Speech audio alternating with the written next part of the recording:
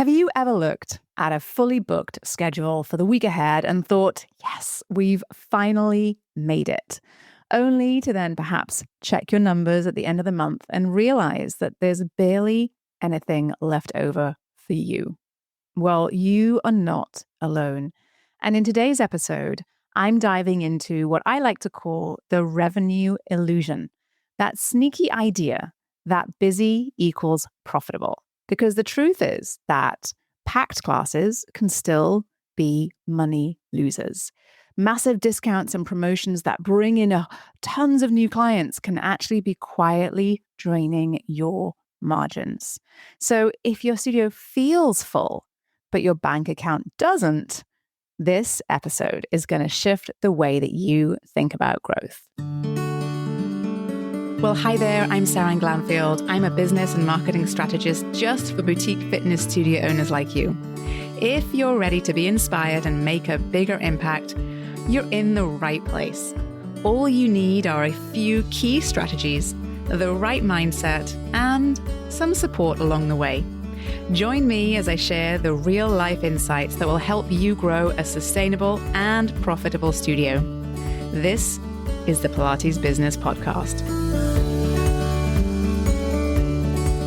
Well, hey there, and welcome back to the Pilates Business Podcast. I'm Seran Glanfield, and this is where we talk about building a profitable and fulfilling, sustainable studio business, a studio that's not just busy, but that is actually thriving in every way that you want it to. And I've been helping boutique fitness studio owners to grow profitable and sustainable businesses for over a decade without burning out. So when I say I feel like I've seen it all, I've had these conversations before, I really, really do feel like I have. And I think today's topic really hits a nerve for so many studio owners. And that is what I like to call the revenue illusion. You know what I'm talking about. It's that rush, perhaps on a Sunday night, where you look at the schedule ahead and you see some classes that are full, perhaps even waitlisted, or you see your sessions booked for the week ahead and you've got a nice full schedule and you think, yes, it's going to be a great week. This is fantastic. And then you work through that week, get to the end of the week, maybe the following week as well. The end of the month hits, and so does payroll and rent and merchant fees and taxes and towel laundry and insurance. And suddenly that busy month doesn't actually look so great anymore. And it can be very deflating because you're working hard and you have so much hope and you have so much invested from a financial perspective and an energy perspective, right? And you're showing up for your clients and you're teaching at your best. You're managing at your best. You're marketing at your best. You're doing it all. And somehow those financial results don't reflect the effort. It's frustrating. And I think that sometimes we have this one thing that might be, I think, one of the biggest traps that we can fall into as an entrepreneur. And that is a trap that I think we all have to kind of get our heads around at some point. And maybe you're in that place right now. And that is where we often equate busyness to profit. So the busier you are, the more successful you are. The busier you are, the more profitable your business is. In fact, we often look at other studios that seem busy and we just naturally assume that they must be doing very, very well behind the scenes. It's not often the case, by the way. So this idea, this busy equals successful mindset, I think is one of the biggest traps in our industry. And I think that when we look at what most studio owners experience, you're in a position where you really want to grow. So you push for more. You push for more classes. You push for more clients, for more sessions. And you fill every slot that you can. And at first, it truly feels amazing, right? And you're excited because there's momentum and this is all great. It really, really, really is. But we also have to keep our eye on a few other things as well, because the problem is that not all growth is profitable growth, okay? Because as you're adding more into your business, more classes, you are also often increasing your costs.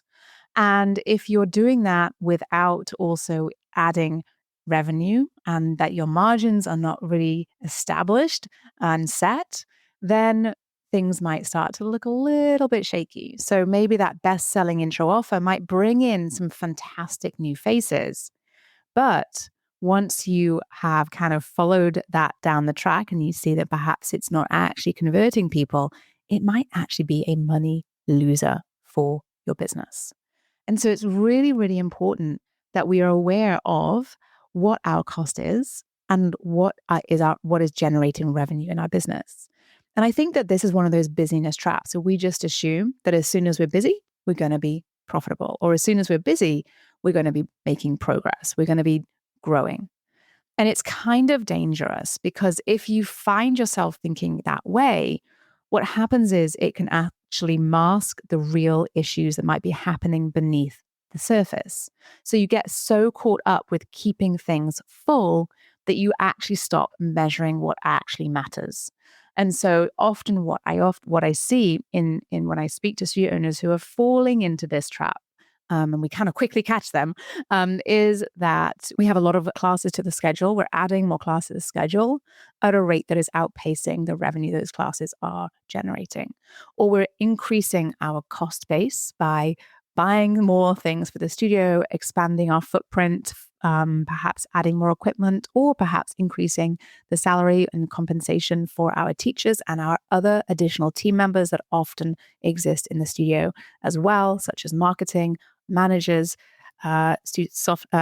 social media folks, and other people who are supporting the business. And what happens is as you start to increase your costs and you're not keeping an eye on your profit margins without connecting the two, and you're excited because there's a lot of things that are happening. There's a lot of busyness in the studio.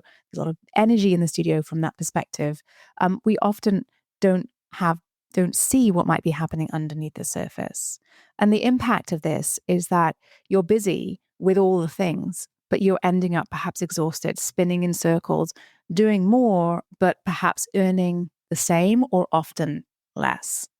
And so, yes, while we typically associate more clients with a growing business, absolutely, we also want to be very, very aware of how profitable our business is.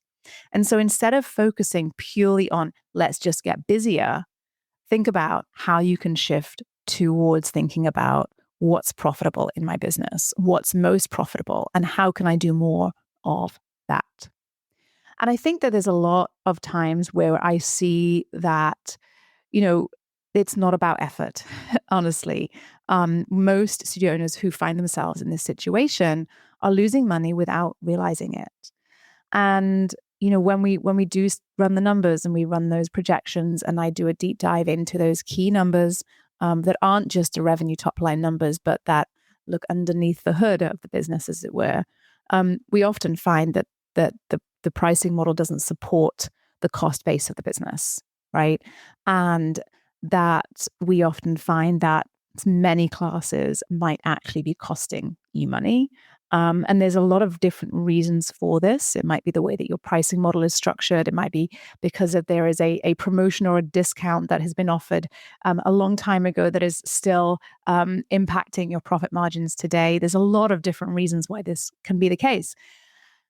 And when we start to dive into the data, which is always the key to all of this, we find that, gosh, it is often it can be either a very easy and quick fix, or it's a painful and brutal fix. And so what I always encourage you to do, always, is to make sure that you are aware of how your numbers are impacting your profit margins. So how your cost base looks relative to your revenue growth, and that you're aware of all the different variables that drive that profit margin, right? And so we often look at perhaps say that promotion, right? That maybe it's Black Friday, maybe it's a New Year promotion, maybe it's a promotion for any seasons that we have, the many seasons that we have, or maybe it's just simply your introductory offer. If we discount that extremely heavily without a strong conversion plan, where perhaps you're having a discount that is so appealing that you're getting a lot of people in the door, but you don't have a plan to move them into a package or a long-term membership, and so many people then don't return, you might find that you ultimately are spending money to fill those classes because those new folks who come aren't actually generating long-term value for your business. Now, that's not to say that you shouldn't have an introductory offer at all. Please don't misunderstand me. But we do want to make sure that we're being very mindful about how we are covering that cost of having that introductory offer. And so sometimes we structure that introductory offer in that way on purpose, and sometimes we are a little bit more careful with that price point, right? And then we want to look at that time slot efficiency. Maybe the 6 a.m. and the 6 p.m. classes are super popular and super profitable, but maybe there's a 2 p.m. class or a 3 p.m. class that you're running just to add a class to the schedule that perhaps might not be supporting your business at all. And so busy doesn't mean efficient, right? Profit actually comes from being very intentional, very strategic, and understanding where your studio actually produces returns. And once you start looking at your business through a more of a profit-focused lens, not just an attendance-focused lens, you'll see perhaps where there might be opportunities for more profit in your business, which is always very exciting. And I'm always encouraging you to look for those opportunities. They are there. They do exist. But it might be a bit of a challenge to find them for sure. So it's not about just being busy. All right. It's about, and busyness doesn't bring more profit necessarily, and busyness doesn't necessarily bring more efficiency either. So the more intentional you can be about understanding the levers you can pull in your business, the different parts of your business that are efficient, that are profitable, the better your business will be. So let's say you're in a spot right now where you feel a bit like you're in this place of being busy, and that's absolutely fine. Busyness is not a bad thing. It's how can we take that busyness, step out of that busyness cycle, and then thinking about how you can shift that into being perhaps more profit focused. Okay. And I think that a lot of it often comes down to, yes, we look at the numbers, but the other part of that I think is often completely ignored is the way that we think about success and what we see success as for ourselves in our business. And oftentimes we are subconsciously defining success by being busy. And I've had the conversations with studio owners many, many, many times. And I share it with you in case this sort of rings true for you too. I've had the conversations where I've said, okay, well, what does your business look like if you were to grow from here? Maybe double the size of a business. What would that look like for you? Or how would you feel about that?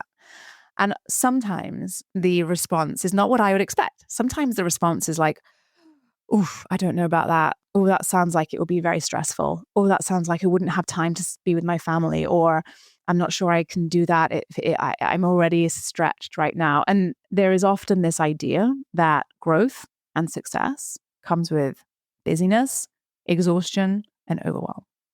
And I want to show you right now, I want to share with you that it is not the case. It does not have to be the case. Yes, it can be that way if you design it to be that way, where perhaps you are the one who is doing all the things. But it's very possible to build a very strong, profitable, sustainable studio business where you are extremely successful and where it is not exhausting, tiring, overwhelming, chaotic, and means that you are always, always, always, always busy, right? And so often it comes down to redefining what success looks like for you. And so instead of saying, okay, well, I want to grow my revenue by X, you might say, I want to have 5 high value clients that are filled with the positive energy and who love coming to classes and have great vibes when they walk in. And they become sort of that community in my studio. Okay. And maybe that's what will feel really good for you when it comes to what success looks like for you. Or maybe you want to say, I want to grow my revenue, and I want to have this person who is on my team to help me with that person on my team to help me with that, and I want to be able to take 2 weeks off to spend with my family, right? And so when you start to really get clear about what success looks like for you, and you remove that attachment it may have or association it might have to busyness, you might find that you come up with a lot of different solutions to perhaps how you can find yourself moving towards that vision and that version of success that is yours. And I am the first person to say that everyone has a different version of success. And far too often, I think the other trap that we often fall into is we end up going after someone else's version of success. So, I have to open a second location because that's what success is. That's what success looks like. I have to open 5 locations because that's what successful studios do. And the reality is that, no, you get to decide what success looks like and what success looks like for you. And that's exactly the way that you should build your business. So instead of saying, I want my schedule full, perhaps I want every class to be profitable. I want every class to run or every session to go in a way that I would love it to go, and in a way that is aligned with our brand and our goals, right? And so when we stop chasing perhaps this volume and busyness as perhaps the indicator for success, and start perhaps optimizing for that type of business that is fulfilling for you, that is valuable for you, you'll find your business becomes lighter as well, becomes perhaps easier for you to operate, but also it will always be far more sustainable to you as well, right? And when you're able to build a business that is profitable, that is easy to run, and that is sustainable to you, my goodness, to me, I think that is perfectly successful for everybody, right? So you don't need to necessarily be adding more and doing more to earn more. But we do need to focus on the things that really matter and what actually moves the needle. For years we've been conditioned, I think, to equate busyness with worth, right? Full classes, like I said, packed schedules. It often feels like proof that we're succeeding. But I think that real leaders, especially in this industry where we have a tremendous amount of opportunity to step into our own light, if you're willing to look under the hood, if you're willing to look at the numbers, and if you're willing to make choices that are strategic and that are aligned with what you want, then this is where you start to step out of that sort of technician copycat mode and into a real role of CEO and leadership. So you stop measuring success by how much you're doing and start measuring it by how well this amazing business that you've built to run in a way that is sustainable and strong and profitable, how well it performs. And that is incredible. So, recap for you guys. Being busy is not the same as being profitable. In fact, I think that busyness often hides a lot of inefficiencies, unprofitable classes, unsustainable pricing, poor conversion rates. And when you shift your focus from just filling the schedule at any cost to actually optimizing profitability, you will build a business that works for you, not against you. And the best part is, it's not necessarily about playing small or cutting back. It's about creating a business that is strategic and aligned with the income and the lifestyle that you truly want. So if today's episode really hit home for you and you want to go a little bit deeper, you want to build a studio that's not just full, but is financially thriving, I would love to help you do that inside of Thrive, my business coaching program for boutique fitness studio owners. Inside, we work together to help you uncover exactly where your studio might be leaking profit, help to simplify those systems, and create a growth plan that lets you earn more, perhaps even while working a little bit less. So you can learn more at spring3.com/thrive. The link is in the show notes. Because remember, you guys, the goal isn't just to be the busiest studio in town. It's also to be the most profitable and sustainable one. So I hope you enjoyed this episode where we touch on everything from revenue to profit to mindset. It's what I love to talk about most because so many of these elements are intertwined, right? And I hope you enjoyed this. If you did, please go to wherever you're listening to this and rate and review this podcast. It would mean so much to me. It helped to get this out there into our fabulous community of studio owners just like you. All right, have a great rest of your week, you guys. I'll speak to you soon. Did you love this episode and want more?